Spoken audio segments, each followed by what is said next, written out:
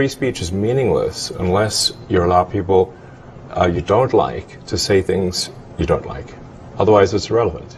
And if at the point at which you lose free speech, it doesn't come back. I think the issue some people have is that a lot of people were brought back. I mean, some people were brought back who were previously banned for spreading things like QAnon conspiracies. You have people like Andrew Tate who were brought back, who were previously banned for things like hate speech. Do you think you prioritize freedom of speech over misinformation and hate speech? Well, who's to say that something is misinformation? Who's the arbiter of that? Is it the BBC? You're literally asking me? Yes. Well, no, you are the arbiter on Twitter, because you own Twitter. Yes, I'm saying who is to say that one person's misinformation is another person's information? At the point at which you say that there is this is misinformation, like who is going to decide that? You accept that misinformation can be dangerous, that it can cause real-world harms, that it can potentially cause... Yes, and the point I'm trying to make is that the BBC itself has, at times, published things that are false. Do you agree that has occurred? I'm quite sure the BBC have said things before that turn out to not be true. Correct. In its, whatever it is, 100-year history, I'm quite sure. Yes. Even if you aspire to be accurate, there are times when you will not be. We've spoken to people very recently who were involved in moderation, and they just say there's not enough people to police this stuff, particularly around hate speech in the company. Is that what hate speech are you address? talking about? I mean, you use Twitter, right? Do you see a rise in hate speech? I mean, but just a personal anecdote. Like, what do you? I don't.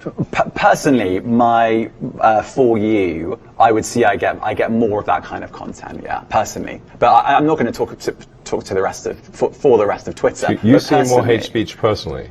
I would say I would see more hateful content in that. Content you don't like or hateful? What do you mean to describe a hateful thing? Yeah, I mean, just content that will solicit a reaction, something that may include something that is slightly racist or slightly sexist, those kinds of things. So you think if something is slightly sexist, it should be banned? No, is that what you're saying? I'm not saying anything. I'm saying. Well, I'm just curious. I'm trying to understand what you mean by hateful content, and I'm asking for specific examples. And you just said that if something is slightly sexist, that's hateful content. Does that mean that it should be banned? Well, you've asked me whether my feed, whether it's got less or more. I'd say it's got slightly more. That's why I'm asking for examples.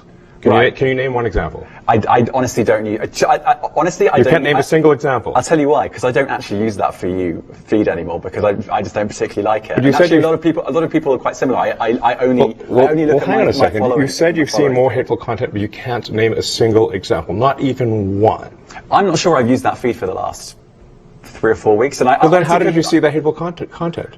Because I've been using Twitter since you've taken it over for the last 6 months. Okay, so then you must have at some point seen for you hateful content. I'm asking for one example. Right. And you can't give a single one. And I'm saying then I say so that you don't know what you're talking about. Really? Yes, because you can't give me a single example of hateful content, not even one tweet, and yet you claimed that the hateful content was high. Well, that's false. No, what I claimed... You just lied. What I claimed was there are many organizations that say that kind of information is on the rise. Now, whether it has on my feed or not... I mean, right, and literally you can look at something one. like the Strategic Dialogue Institute in the UK. They will say that. So look, people will say all sorts of nonsense. I'm literally asking for a single example, and you can't name one. Right, and as I've already said, I don't use that feed. But then how would you know that? I don't think this is getting anywhere. You literally said you experienced more hateful content, and then couldn't name a single example. Right, and as I said, that's absurd. I haven't actually looked at that feed. Then how would you know there's hateful content? Because I'm saying that's what I saw a few weeks ago. I can't give you an exact example. Let's move on. We only have a certain amount of time. COVID misinformation.